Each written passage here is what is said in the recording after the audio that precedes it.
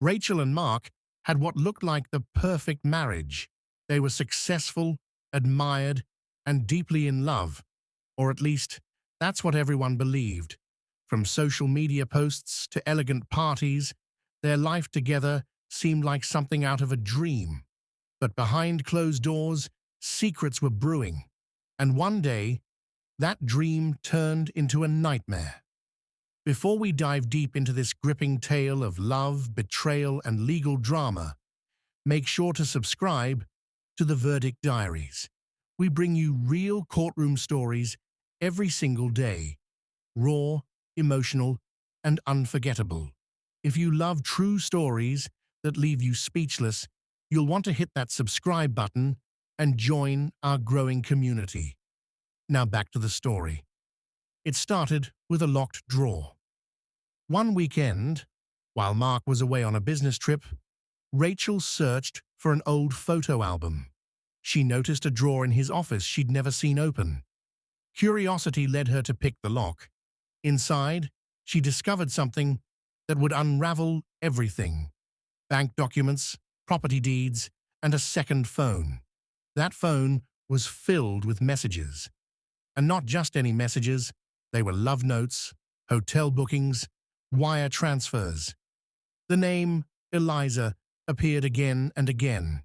Rachel's hands trembled as she realized her husband was living a double life. 3 years, that's how long the affair had lasted. 3 years of lies, manipulation, and carefully hidden assets. Rachel didn't confront him immediately.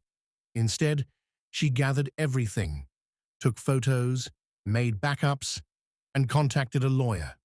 She hired a private investigator and a forensic accountant. What she uncovered shocked even the experts. In court, Mark played the victim, citing stress, misunderstandings, and growing apart.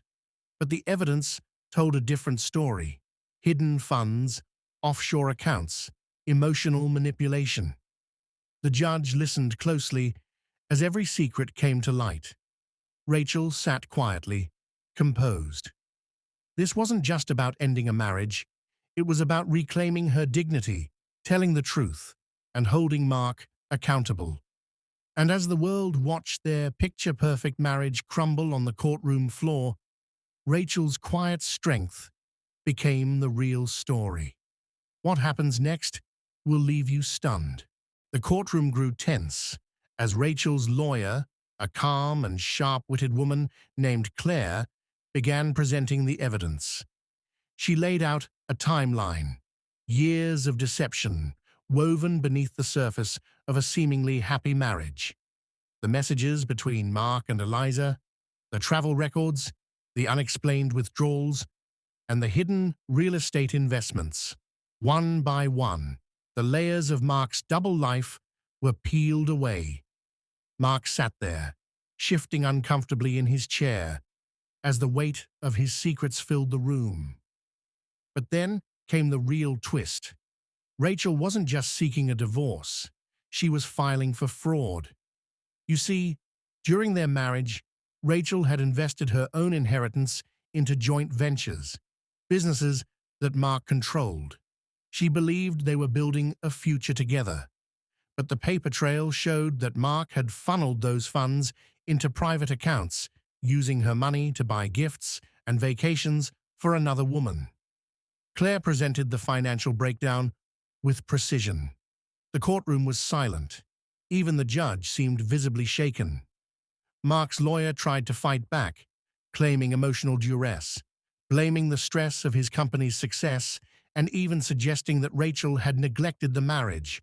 But those arguments fell flat. Rachel had emails, transaction records, and even voice memos Mark had sent to Eliza. There was no denying it.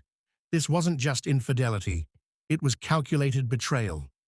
As the testimony continued, people in the courtroom couldn't help but react. Some shook their heads in disbelief. Others looked at Rachel with admiration. But Rachel didn't cry. She didn't break down. She sat there with grace, holding her head high. She had been silenced for too long. After the break, Eliza was called to testify. She looked nervous, but determined. Under oath, she confirmed what Rachel already knew. Mark had promised her a life, said his marriage was just paperwork, and funded their entire relationship with business money. That moment changed everything. The courtroom, the media, even the jury, everyone could now see the full picture. Rachel wasn't just fighting for justice. She was standing up for every person who had ever been lied to, manipulated, and betrayed behind a smile and a wedding ring. And as Claire ended that day's arguments, she turned to the judge and said something powerful. This case isn't just about a failed marriage. It's about accountability. It's about telling the truth, no matter how deeply it's been buried. As Rachel left the courtroom that day, the crowd outside stood in silence. She wasn't just a woman scorned. She had become something more, a symbol of quiet strength, a voice for the unheard. And as for Mark, his downfall had only just begun.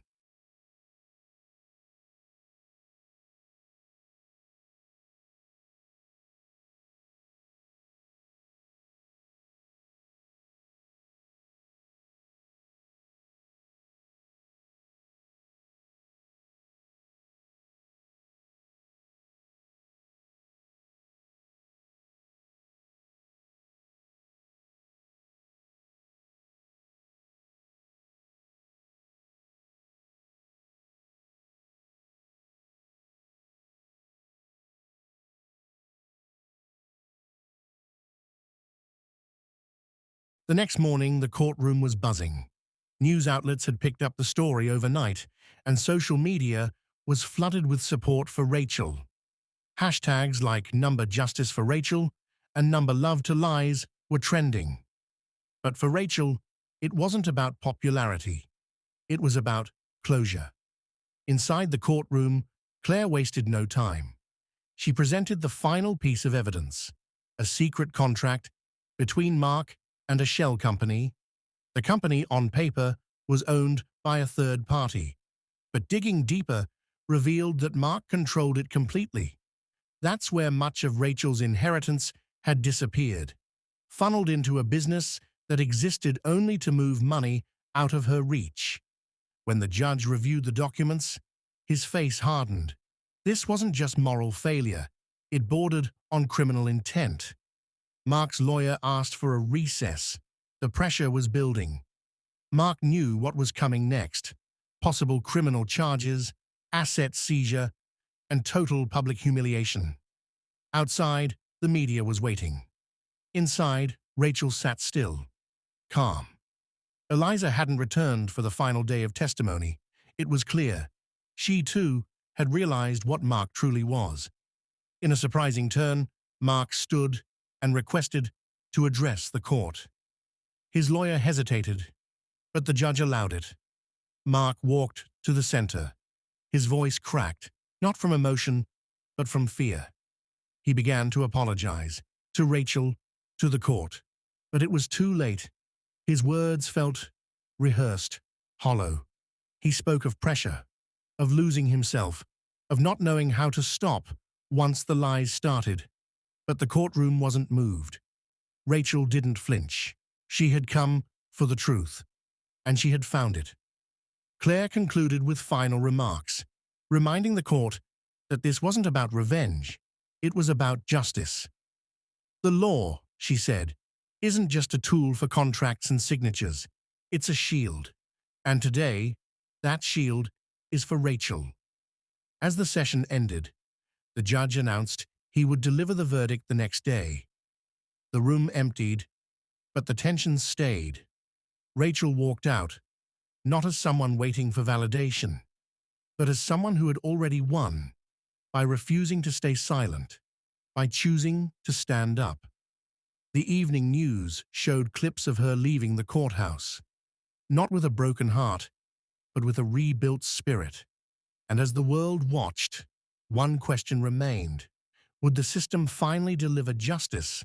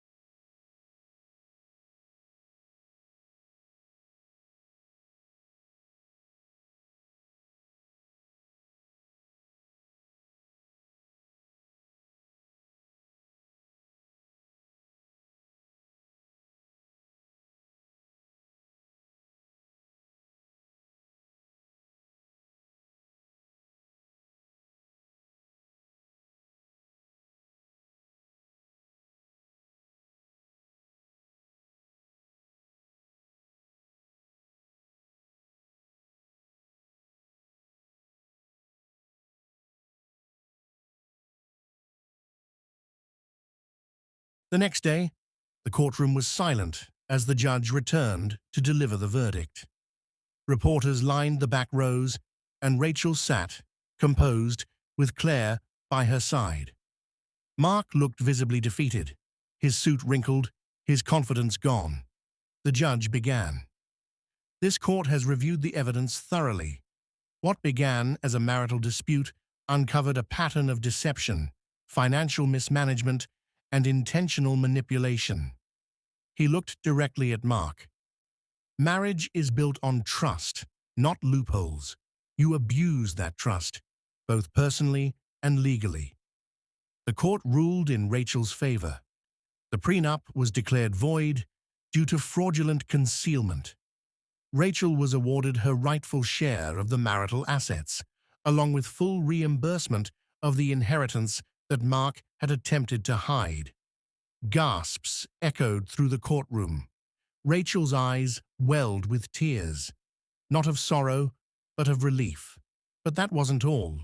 The judge also ordered a referral for criminal investigation into Mark's business dealings, especially the shell company and misappropriated funds. Mark didn't respond. He simply sat, crushed beneath the weight of his own actions. As Rachel walked out of the courtroom for the last time, cameras flashed. Journalists shouted questions, but she didn't stop. She didn't need to explain anything anymore. She had spoken her truth, and the court had listened. In the weeks that followed, Rachel began to rebuild her life, but not in the shadows of the past.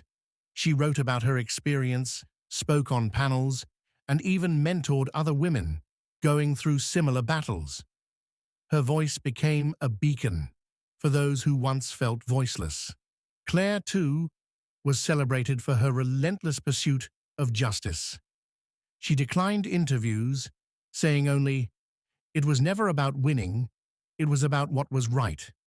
Mark, once a successful businessman, faded from the headlines, now facing legal consequences beyond divorce court. This wasn't just a courtroom drama, it was a transformation, from betrayal to bravery. And Rachel's story will forever serve as a reminder. The truth has a way of rising. Lies may build walls, but truth shatters them. If this story moved you, inspired you, or made you think, please consider subscribing to the Verdict Diaries. Every day, we bring you powerful, true stories that explore justice, relationships, and redemption. Until next time, stay aware, stay empowered, and never underestimate the strength of truth.